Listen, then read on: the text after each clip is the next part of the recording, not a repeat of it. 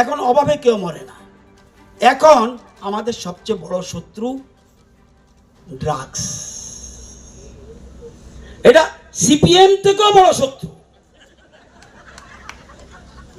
এটা সিপিএম থেকে ভয়ঙ্কর, সিপিএম থেকে বিপজ্জনক। সিপিএম তো বিপজ্জনকই, এর থেকে বিপজ্জনক হলো ড্রাগস। ড্রাগস থেকে সতর্ক থাকবেন, সবচেয়ে বড় কথাই।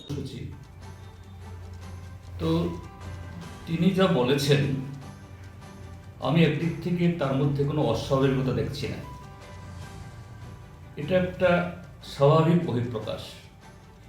একটা কথা আছে, বিনাশকালে বুদ্ধি নাশ হয়, বিপরীত চিন্তা বিপরীত বুদ্ধি ইত্যাদি উদয় হয়। যে ভারতীয় জনতা পার্টি এবং বিশেষ করে মাননীয় মন্ত্রী রতনলাল নাথেরও প্রায় একই দশা। আমরা সচরাচর দেখি আমাদের অভিজ্ঞতায় কিছু কিছু মানুষ তাদের জীবন অন্তিম সময়ে একদিক থেকে প্রাকৃতিকভাবে অর্থাৎ বায়োলজিক্যালি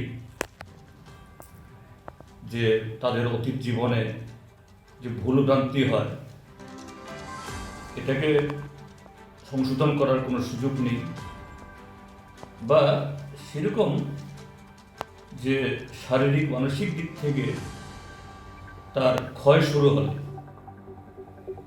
যে বয়োবৃদ্ধ না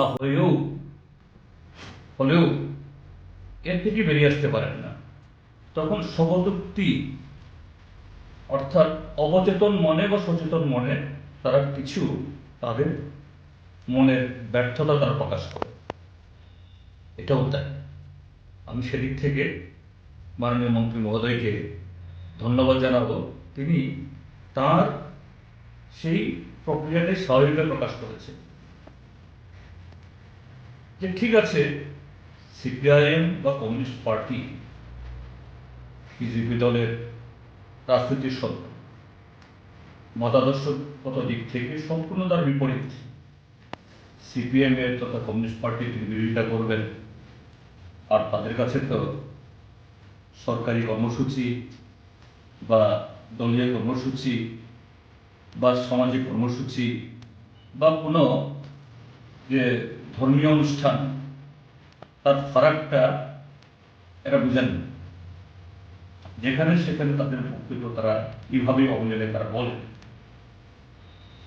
তো কমিউনিস্ট পার্টির চাইতে যদি ড্রাগ খারাপ হয়, হ্যাঁ ড্রাগ তো অবশ্যই, এটা তো সত্য বলেছে।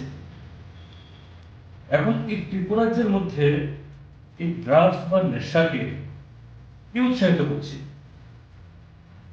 নেশা, হ্যাঁ এটা নতুন করে তৈরি হয়নি, 2018 বিজেপি সরকার আসার আগেও ছিল, কিন্তু এইভাবে নেশার রমরমা, ট্রাক ভর্তি, ওয়াগন ভর্তি, গোডাউন ভর্তি, এবং ত্রিপুরাজ্যের পুলিশকে আইন শৃঙ্খলার চরম অবনতি ঘটার পরও সেদিকে নারী নির্যাতন, ধর্ষণ, খুন, লুট হচ্ছে, পুলিশ এসবে নজর দিতে পারছে না।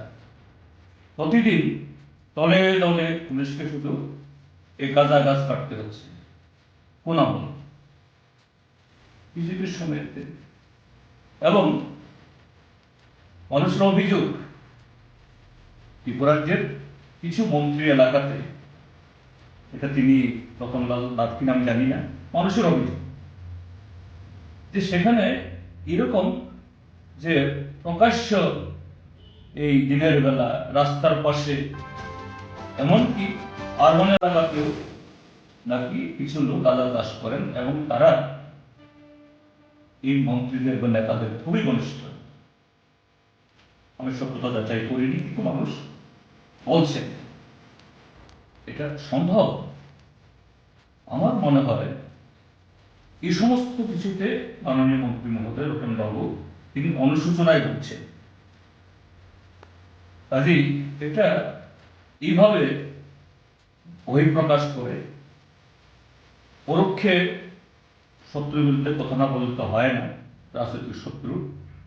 কাজেই নিজেদের যে ব্যর্থতা, কলঙ্ক এবং বিনাশের পথ থেকে বেরিয়ে আসতে পারছে না তারই উন্নত। এই জন্যই বলছি এটা অস্বাভাবিক না, এটা অত্যন্ত স্বাভাবিক। এই বিনাশকালে যখন আর কিছুই করার থাকে না, তখন এরকম ভাবে সহযোগী অসহায়তা প্রকাশ করা ছাড়া উপায় নেই। এটা দলীয় অনুষ্ঠানিক হোক বা সরকার অনুষ্ঠান করতে হচ্ছে, তিনি এটা করেছেন, এটা অন্য কিছু নয়। এখন অভাবে কেউ মরে না। এখন আমাদের সবচেয়ে বড় শত্রু ড্রাগস। এটা সিপিএম থেকেও বড় শত্রু, এটা সিপিএম থেকে ভয়ঙ্কর, সিপিএম থেকে বিপজ্জনক। সিপিএম তো বিপজ্জনকই, এর থেকে বিপজ্জনক হলো ড্রাগস। ড্রাগস থেকে সতর্ক থাকবেন, সবচেয়ে বড় কথা। আর কোনো অভাব আমাদের নেই।